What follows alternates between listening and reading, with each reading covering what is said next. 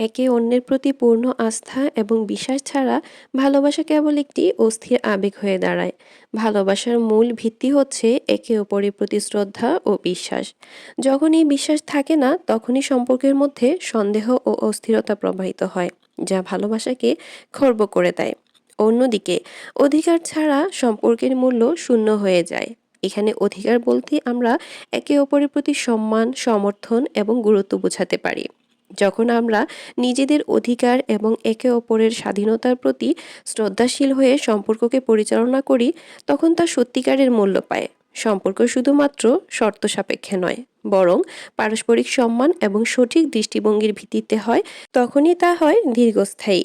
আর এইভাবে বিশ্বাস এবং অধিকার সম্পর্কের ভিত্তি, যা সম্পর্ককে মজবুত এবং অর্থপূর্ণ করে তোলে। আজকের ভিডিওটা এ পর্যন্তই। আজকের আমার এই খাবারের ভিডিওটা আপনাদের কেমন লেগেছে অবশ্যই কমেন্টস করে জানাবেন। আল্লাহ হাফেজ।